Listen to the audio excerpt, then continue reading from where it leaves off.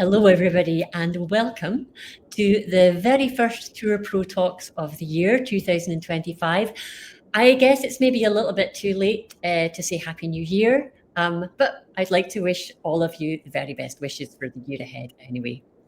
And we've got an absolute belter to start the year with. I'm very excited about today's session. I'm going to be talking to David Garcia of Bespoke England Tours.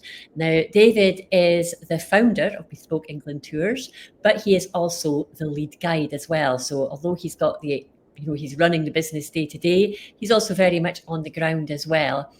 It's a hugely successful tourism business, multi-award winning, and I know that David is going to have so much to share with us.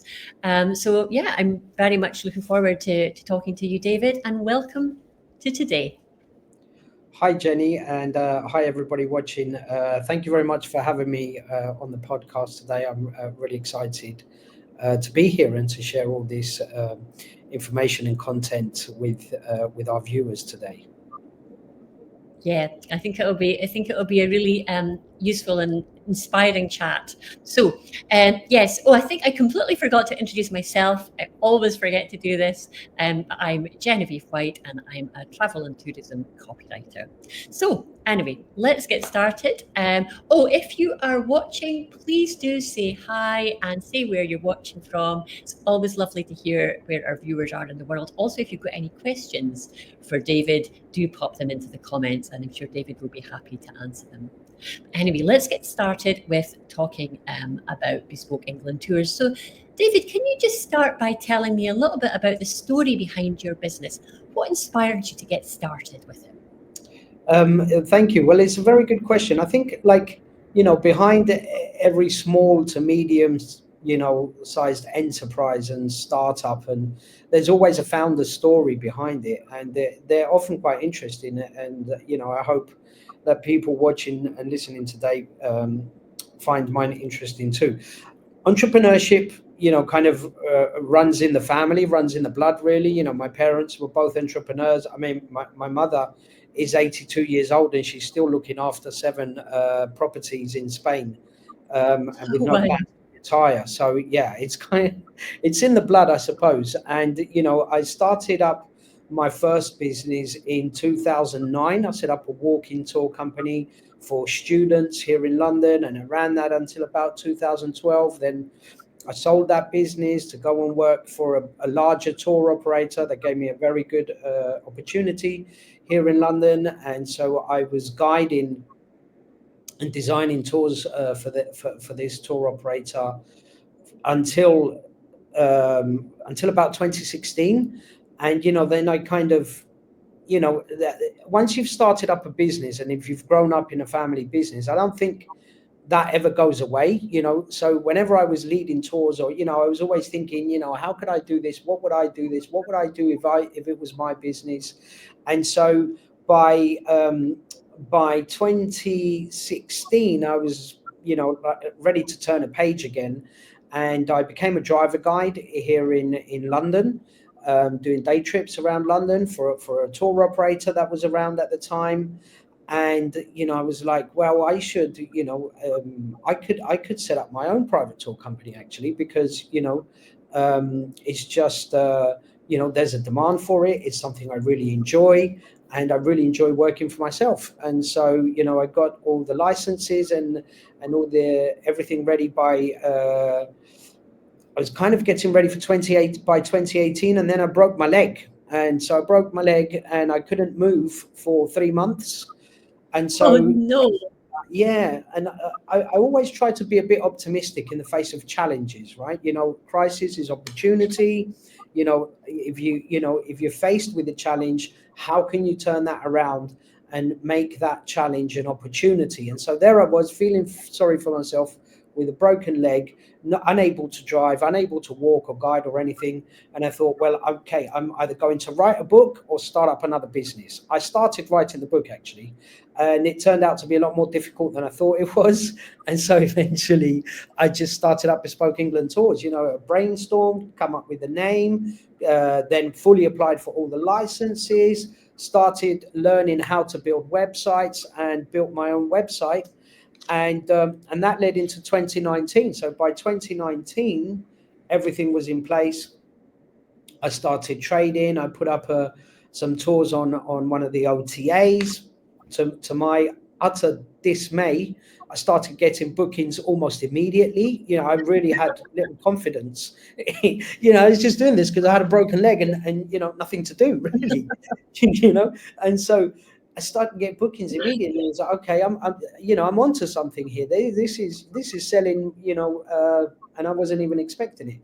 And so that's how it started, really. And then, 2019, I was fit and able to work again, jumped in the car, worked my socks off. When I wasn't guiding, I was building the website, listing tours, accounts, everything. You wear lots of different hats when you're a small business, right? There's one hat, another hat, the other hat. And then Absolutely. 2019 was a very good year. But then 2020, everything closed down, right? So faced with COVID, Absolutely.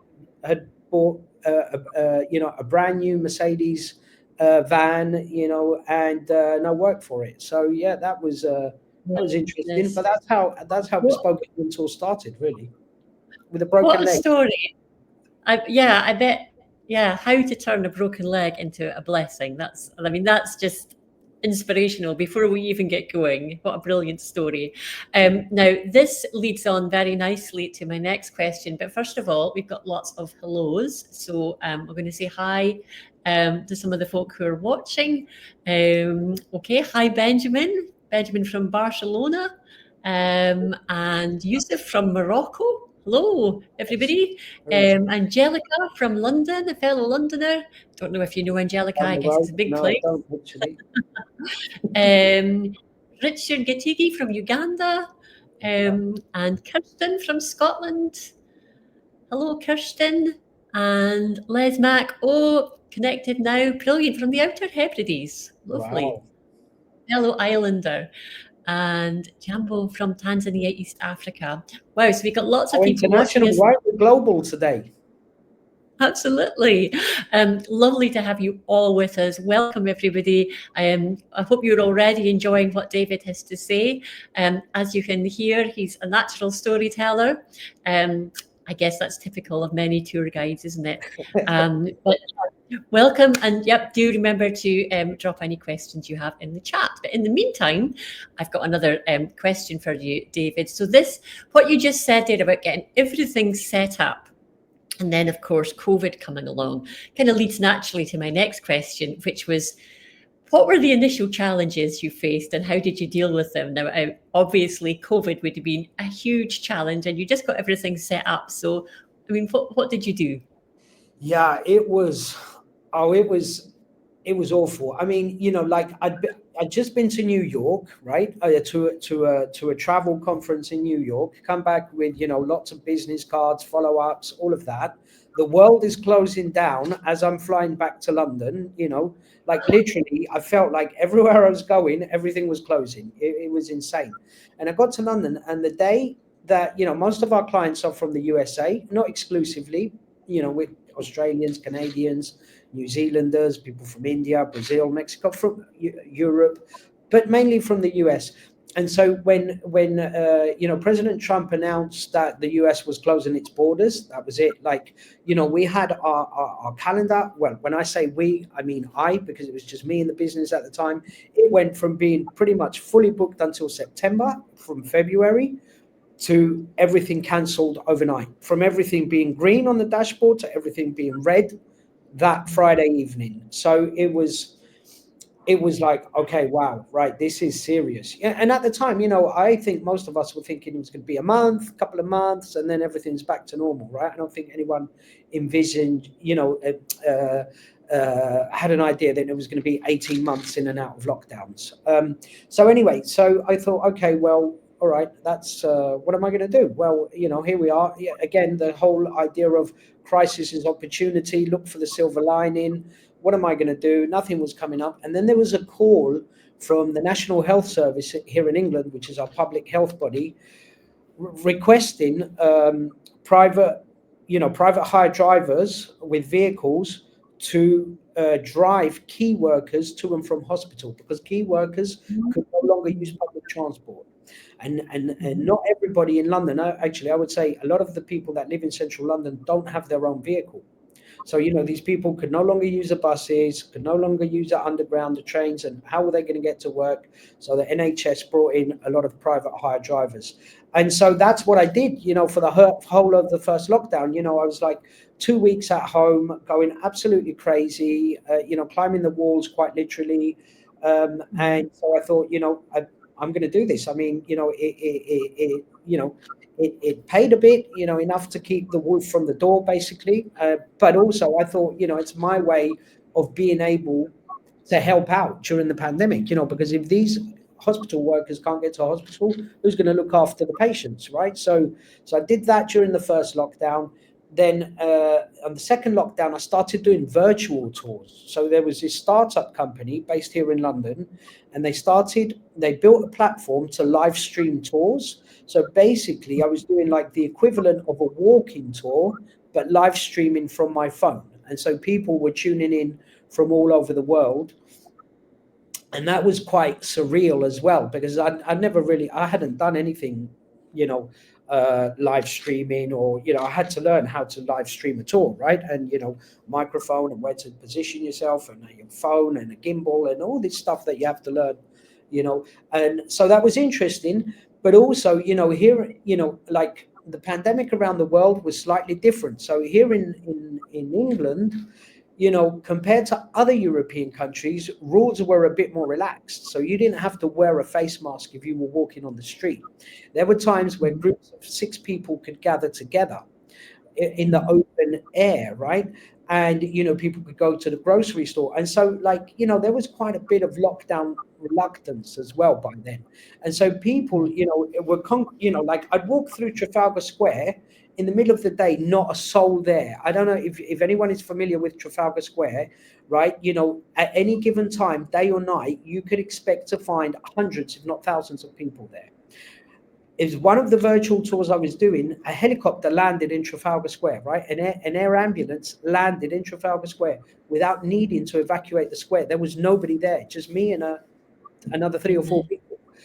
It was surreal. And so, but then there were other places like Borough Market here in London, which is like a foodie market, lots of restaurants and bars and things.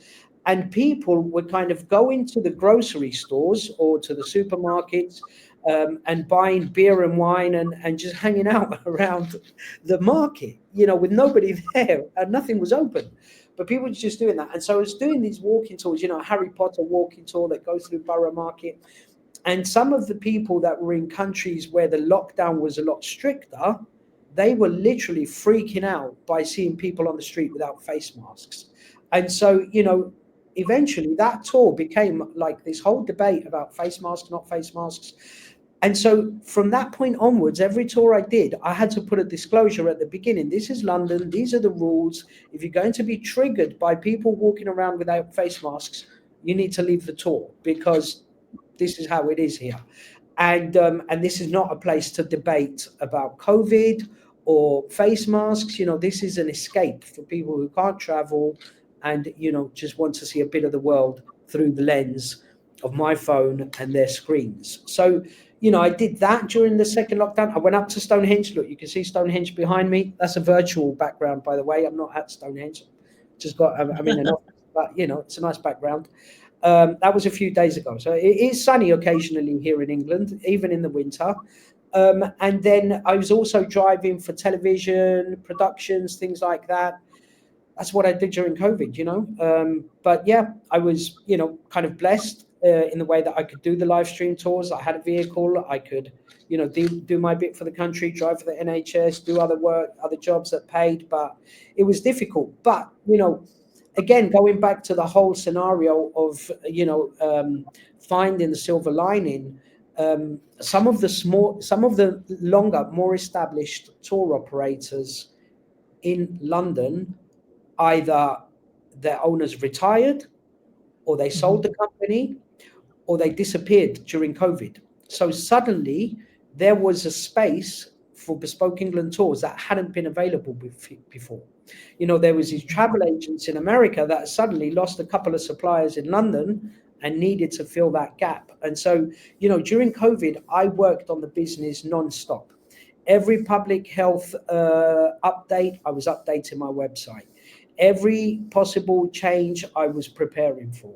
And so when we came out of lockdown, I suddenly started getting all these inquiries from tour operators and travel agents in the US that I had not been working with before, or not directly, before COVID. And the big tour operator in London that I had been guiding their coaches for many years, and I'd been after them for a couple of years. Wouldn't you like to do private tours? You could outsource them to me. I could do those for you. Because during COVID there was no work, everybody was keen to make deals, find a new way forward, different products. And so even with companies like Arrival and all these other Skift and all these others were saying, but there's going to be the rise of the private tour. And so it literally was. And all these tour operators that hadn't in the past really, they were preoccupied on filling up coaches. They didn't care about taking out one family in a private vehicle. It was small fry to them, so to say. But then suddenly all of that space became available, right? And we just jumped straight in and have, kind of been riding that wave ever since. So although the beginning of COVID was very, very difficult, and obviously, for the whole country and the people who lost their lives and their families, and, it was terrible from a business perspective, it did create for us an opportunity that was not there before. Yeah, I mean, definitely there was an opportunity created by COVID, but it's hearing about just your focus and how you stayed focused through that time and really made your own opportunities to a great extent by carrying on developing and learning new skills and learning how to do those virtual tours. All that's really inspiring, isn't it? It's about turning adversity to your advantage. So I think it would be really an amazing conversation. Actually, we don't have time for this today and it's not the place, but just hearing about everybody else's experiences through COVID, because it was such a challenging time for everyone in tourism and travel, but hearing about how different people adapted and coped would be really interesting. There's a book in there, David, if you ever break your other leg. Thank you. I'll bear it in mind.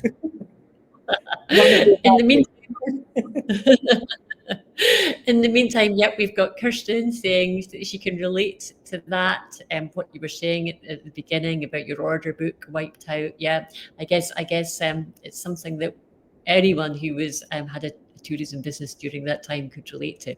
Anyhow, let's fast forward on to the present a little bit, and let's talk about what Bespoke England Tours is doing now, because really you're positioning yourself very much in the luxury end of things, with this very strong focus on providing bespoke experiences for your customers.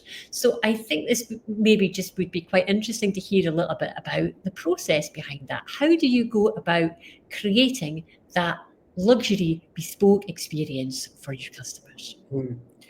Again, that's an excellent question. So, I think like the first thing is training staff, right?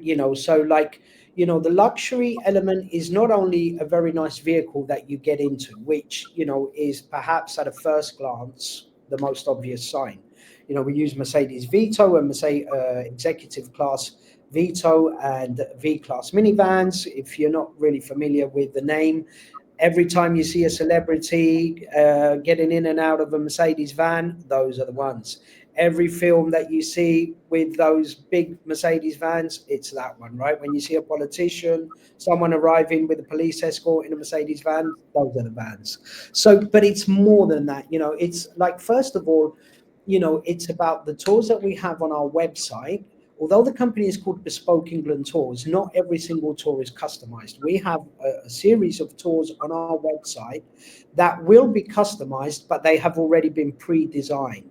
And so the design that has gone into that tour is years of my experience and the experience of my team of crafting a tour that is successful. It's tried, tested, and successful. We're going to go from London to Stonehenge, and then we're going to go to Windsor Castle. We're going to go to Blenheim Palace, and we're going to go to Oxford.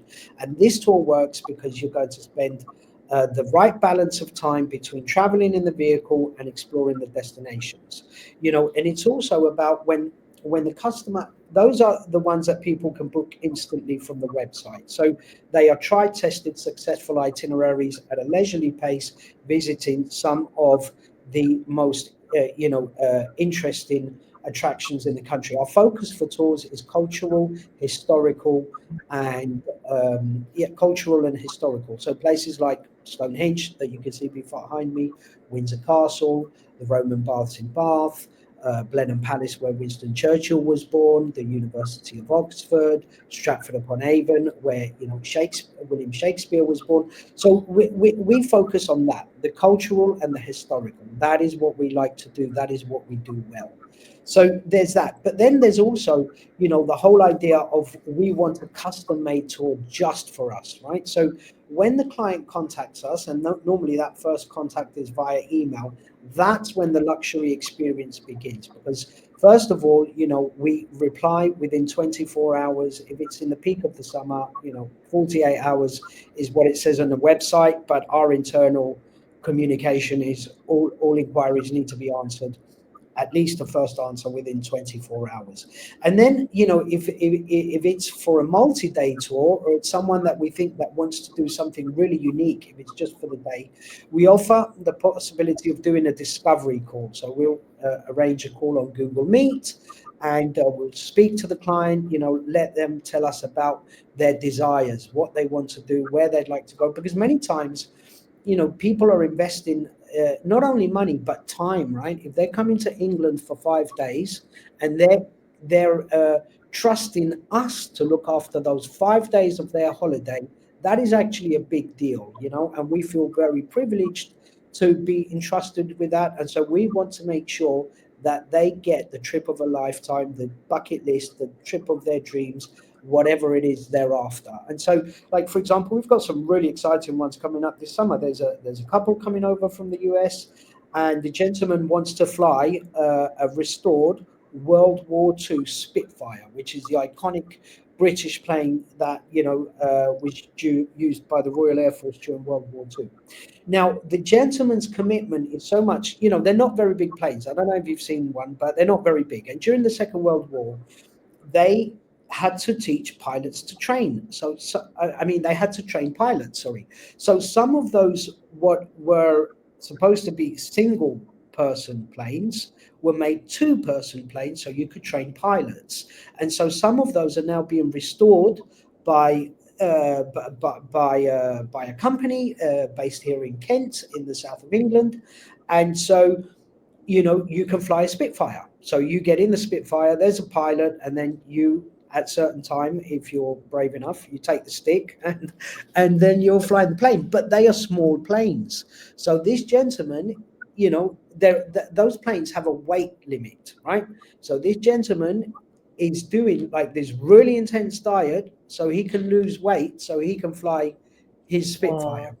And that type of story is like, because we have to ask them, okay, so you want to do this, is fine, but you send them all the materials, there's weight limit, height limit, all of this, please make sure that you can do that. And he says, well, I'm going to have to lose a lot of weight. I'm like, okay, well, fine. And then we keep in touch regularly. They're a lovely couple, right? And you get to know people and you kind of build a bit of a personal relationship. And so, like, he's updating us on his weight progress and everything's on track, and so that's kind of the experience, right? That it is about the tour on the day, but it's also about looking after people. When they contact you, what do they want to do? How can we create that? How can we enhance it? How can we make it even better?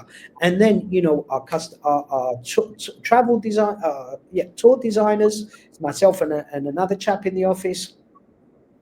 I've been doing this for 16 years, right? So, I've been around the block a few times, and I've done everything from budget student travel to super high-end wine tours, in places that the general public can never get into. So, I've kind of covered the spectrum a bit of, the tourism industry. But yeah, and so the idea is, create that dream of a lifetime, design great tours, have well-trained driver guides, and that, who will be checking in with the guests at every stage, at every touch point, making sure that not only are we meeting people's expectations, but if possible, surpassing them.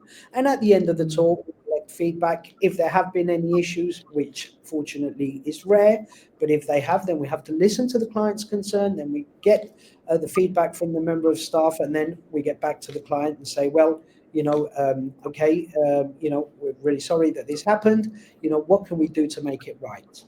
And that's it, really. I mean, I say that's it.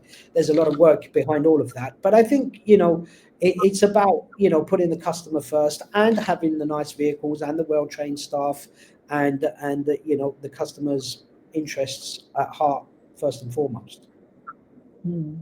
Yeah, there's a lot goes into it, but probably what really stands out there is that relationship building and that personal touch. It just makes it so special. Now, a couple more comments that we'll just go through to say hello to our lovely engaged audience that we've got today. That's pretty tiny, but I think it's a happy face. I hope it's a happy face from Zamir. And then that's Mark sharing his COVID story. Okay, SEN school transport. So that's so many of us. Yeah, similar to what you did. Okay, and hello to Mad Yusuf and Richard.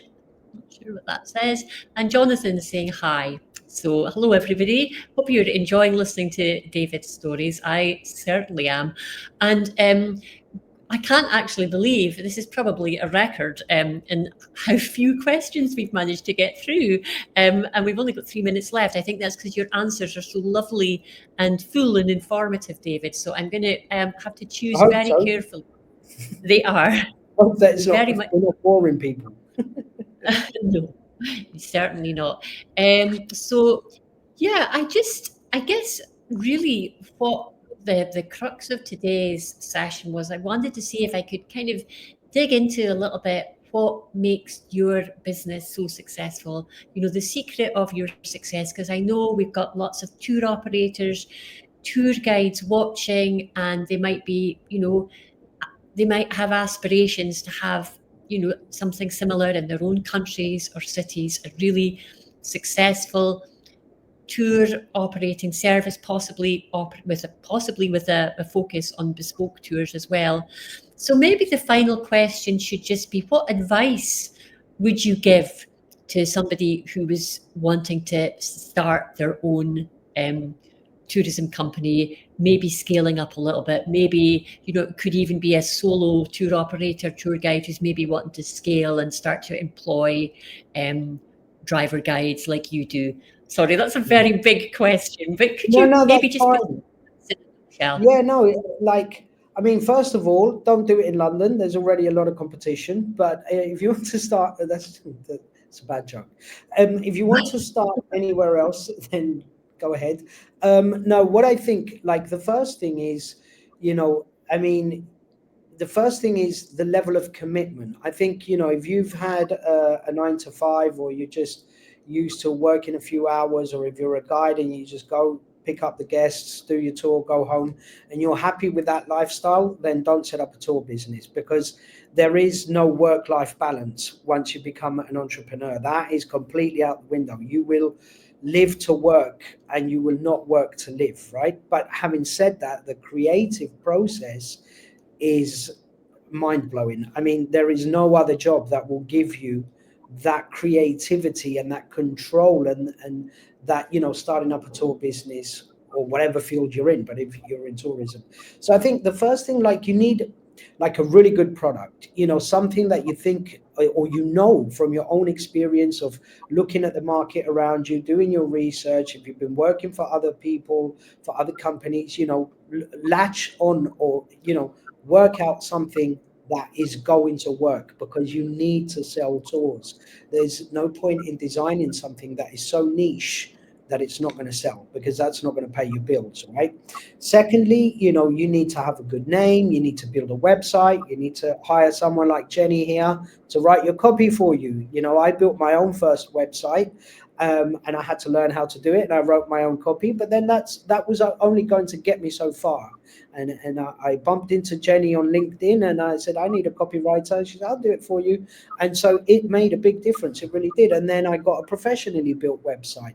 And then you need to sign up with the OTAs. I know there's a lot of debate in the industry. Yes, OTA, no OTA.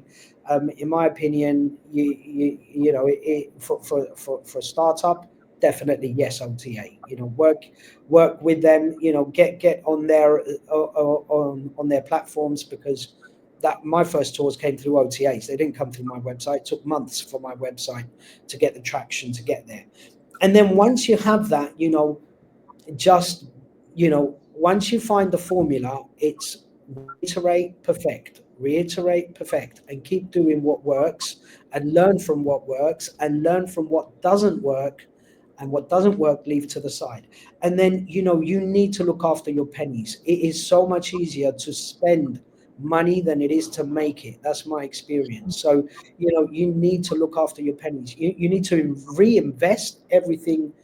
As you know, you need to reinvest as much as you can. I mean, the way I think, you know, works for a lot of people is, you know, you give yourself a salary that will allow you to live the life that you want to live, without, you know, that's not going to be, but, you know, maybe having a yacht or a house in Ibiza, you know, but, you know, pay the bills, go on holiday with the family and have a bit of time off, and then everything else keep reinvesting into the company, but in something, you know, but do your research. You know, an investment that's going to have a return, not just investing, you know, and buying things that you don't need and they're not going to hit the bottom line, right? But yeah, count your pennies and reinvest as much as you can.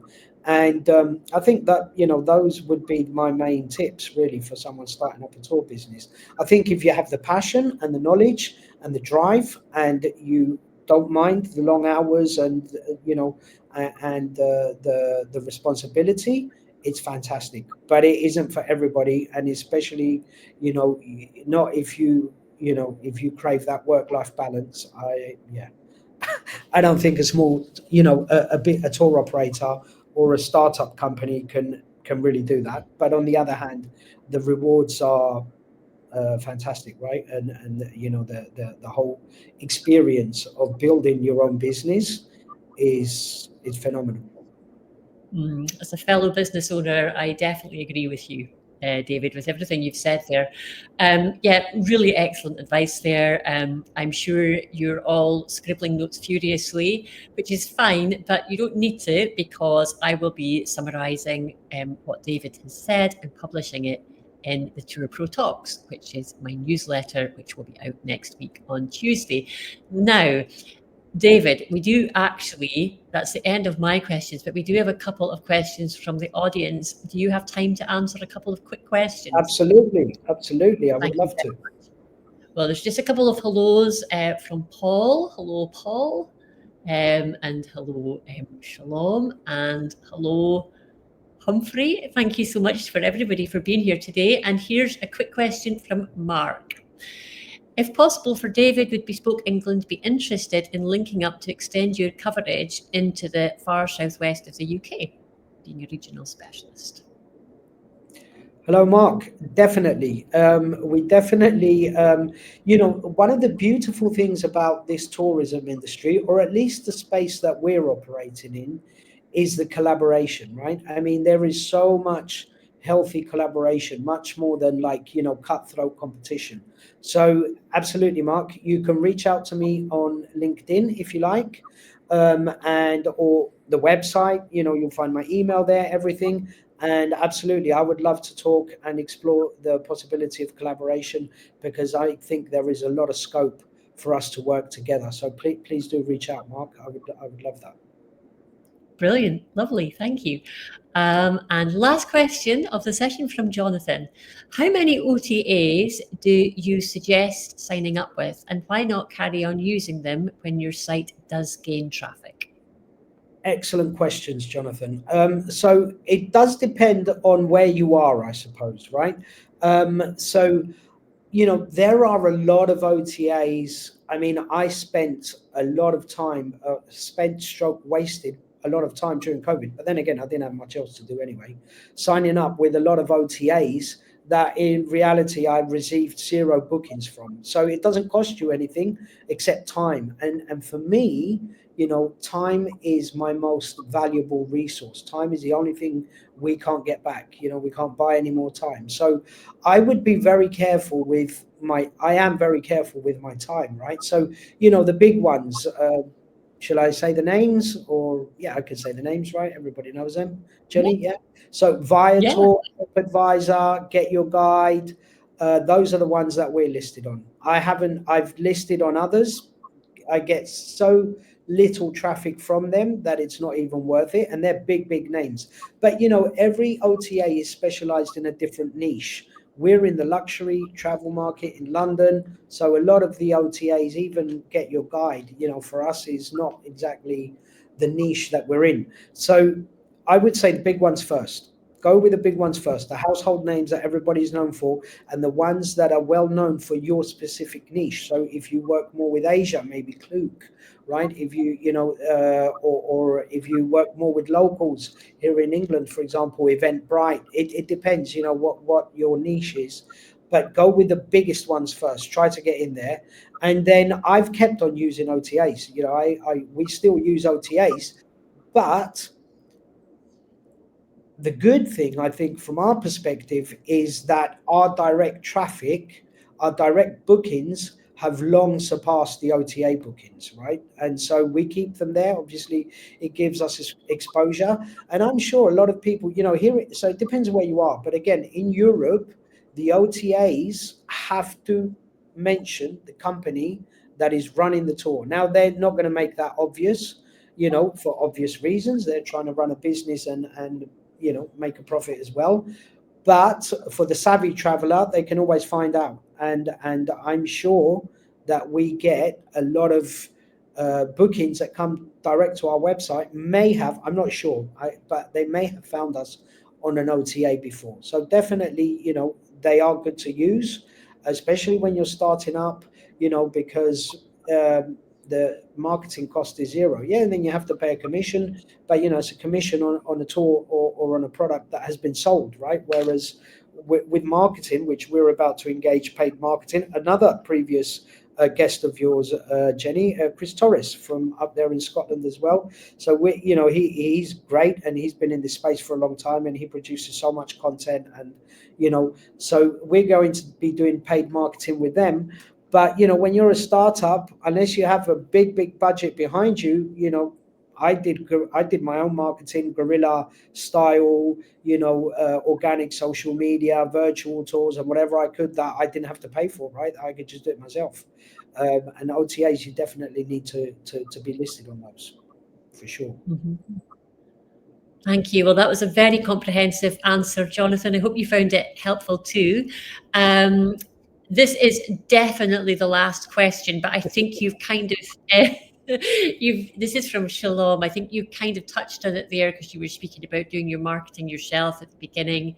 How can you increase the influence of the company to be known more? So, in a nutshell, I guess this is a question about brand building and marketing. What would your like number one bit of advice be, David? Get on Jenny's podcast. Yes, well, Tour Pro Talks. But no, I mean, apart from that, I think social media is very important. Like at the beginning, I put myself, when I first opened my Instagram page, and this was like 2018, I gave myself 100-day challenge, right? I was going to post for 100 days every single day. And that was, wow, that was tough. But, social media, LinkedIn, go to as many events as you can. There's a great community online called Tourpreneur, right? There's thousands of small to medium-sized tour operators in there. That's the best community that I found by far. The online, there's a Facebook group, then they do lots of in-person events, and it's just constant, creating content, putting it out there, going to events, and just building your brand, right? That's I guess that's the way to do it. Yeah, absolutely. It's hard work, but the It was results fun. pay dividends. Yeah, yeah, It's it's fun too. So no more questions. We've run out of time for questions, but if anyone does have anything else they'd like to say to David, I'm sure he'd be really happy to chat to you. Lots of lovely feedback from Paul. Thanks for your time and experience, knowledge in the tour industry. And Captain saying thanks very much too. Great information and experience shared.